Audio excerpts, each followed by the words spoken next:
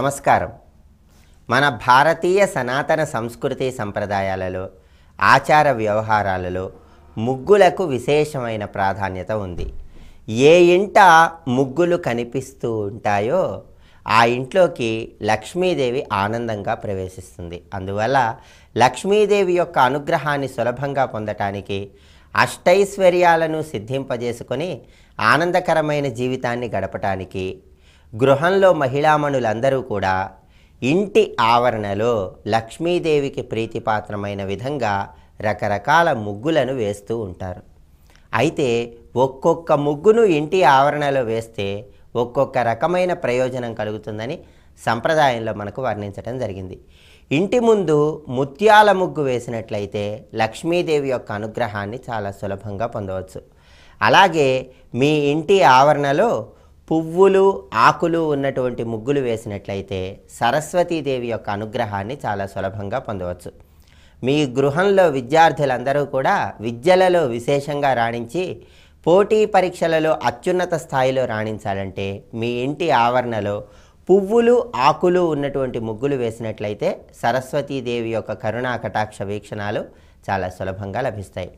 అదేవిధంగా మీ గృహంలో పిల్లలు ఎవరైనా సరే పుట్టినరోజు వేడుకను జరుపుకుంటున్నట్లయితే, పిల్లల పుట్టినరోజు వేడుక జరుగుతున్నటువంటి సందర్భంలో గృహం ముందు పక్షుల ముగ్గు వేసినట్లయితే మీ పిల్లలందరికీ కూడా ఆయురారోగ్య అష్టైశ్వర్యాలు సిద్ధించడానికి అవకాశం చాలా ఎక్కువగా ఉంది. అదేవిధంగా వివాహం కోసం నిశ్చితార్థం ఏర్పాటు చేసుకుంటున్నటువంటి తరుణంలో లేదా నిశ్చితార్థం జరిగిన రోజు మీ ఇంటి ఆవరణలో కానీ ఆ నిశ్చితార్థం జరిగిన ప్రాంతంలో కానీ 16 నక్షత్రాలు ఉన్నటువంటి ముగ్గును వేసినట్లయితే ఆ 16 నక్షత్రాల ముగ్గు ద్వారా వివాహం జరిగిన తర్వాత దంపతుల మధ్య ఎటువంటి విభేదాభిప్రాయాలు లేకుండా అన్యోన్య దాంపత్య జీవితం గడపటానికి, ఎటువంటి ఆటంకాలు లేకుండా వివాహం చక్కగా జరగటానికి అవకాశం ఎక్కువగా ఉంది. అలా ఒక్కొక్క ప్రయోజనం కోసం ఒక్కొక్క రకంలో ఉన్నటువంటి ముగ్గును వేసినట్లయితే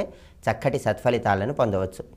మనకి వారంలో వచ్చే 7 రోజులలో కూడా ఒక్కొక్క రోజు ఇంటి ఆవరణలో ఒక్కొక్క ముగ్గును వేసినట్లయితే మనకు ప్రత్యేకమైన ప్రయోజనాలు కలుగుతాయని, దాని ద్వారా లక్ష్మీ కటాక్ష సిద్ధిని పొందవచ్చని సంప్రదాయంలో మనకు వర్ణించడం జరిగింది.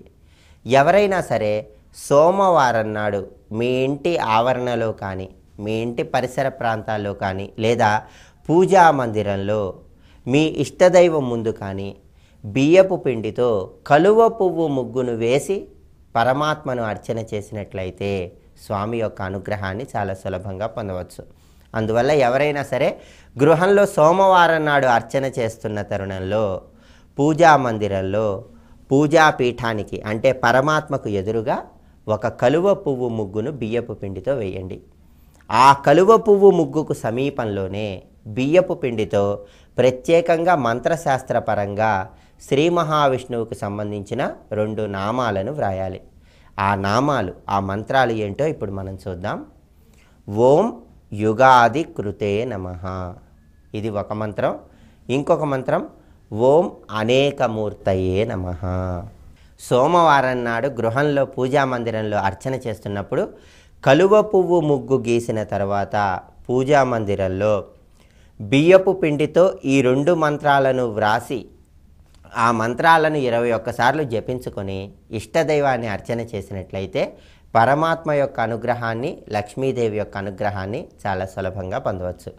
ఈ 2 మంత్రాలలో ఉన్నటువంటి అర్థాన్ని మనం పరిశీలించినట్లయితే ప్రళయకాలంలో సృష్టి అంతా కూడా జలమయం అయిపోయినటువంటి తరుణంలో శ్రీ మహావిష్ణువు ఒక మర్రి ఆకు మీద చిన్నారి బాలుడి రూపంలో ఉండి సమస్త సృష్టిని తిరిగి ప్రారంభింపజేసే విధంగా తన మాయను చూపించాడు. అంటే యుగానికి మూలం శ్రీ మహావిష్ణువే అనేటటువంటి అర్థంలో ఆ శ్రీ మహావిష్ణువుని ఓం యుగాది కృతే నమః అంటూ మనమందరం ప్రార్థిస్తున్నాం. అదేవిధంగా మనకి సంప్రదాయంలో పంచదేవతారాధనను వర్ణించటం జరిగింది. అంటే పరమేశ్వరుడిని, శ్రీ మహావిష్ణువుని, సూర్యుడిని, అమ్మవారిని, గణపతిని ఇలా 5 రకాలుగా పరమాత్మను ఉపాసించటం అనాదిగా వస్తున్న సంప్రదాయం. శైవ సిద్ధాంతంలో ఉన్నవాళ్ళు పరమేశ్వరుణ్ణి, వైష్ణవ సిద్ధాంతంలో ఉన్నవాళ్ళు విష్ణుమూర్తిని, అదేవిధంగా గణపత్య సిద్ధాంతంలో ఉన్నవాళ్ళు గణపతిని, శాక్తేయులు అమ్మవారిని, సౌర సిద్ధాంతం పాటించేవాళ్ళు సూర్యుడిని, ఇలా అనేక పేర్లతో అనేక రూపాలతో పరమాత్మను అర్చించినప్పటికీ పరమాత్మ మాత్రం ఒకే రూపంలో నిర్గుణంతో విరాజిల్లుతూ ఉంటాడు. ఆయన ఒక్కడే, పరమాత్మ ఒక్కడే నిర్గుణ పరబ్రహ్మ స్వరూపంలో ఉన్నాడు. అయినప్పటికీ అనేక రూపాలలో మనం ప్రార్థిస్తూ ఉంటాం కాబట్టి ఆ స్వామిని ఓం అనేకమూర్తయే నమః అంటూ ఆ స్వామికి సంబంధించిన నామాన్ని బియ్యపు పిండితో వ్రాసి మనం జపం చేసుకున్నట్లయితే పరమాత్మ యొక్క అనుగ్రహాన్ని చాలా సులభంగా పొందవచ్చు. అందువల్ల ప్రతి ఒక్కరూ కూడా గృహంలో సోమవారం నాడు మీరు అర్చన చేస్తున్నప్పుడు మీ పూజా మందిరంలో కలువ పువ్వు ముగ్గు గీయండి. ఆ ముగ్గు పరిసర ప్రాంతాలలో బియ్యపు పిండితో మంత్రశాస్త్రపరంగా ఓం యుగాది కృతే నమః, ఓం అనేకమూర్తయే నమః అనే మంత్రాలను వ్రాసి ఆ మంత్రాలను 21 సార్లు జపించి ఆ తర్వాత మీ ఇష్టదైవానికి అర్చన చేయండి.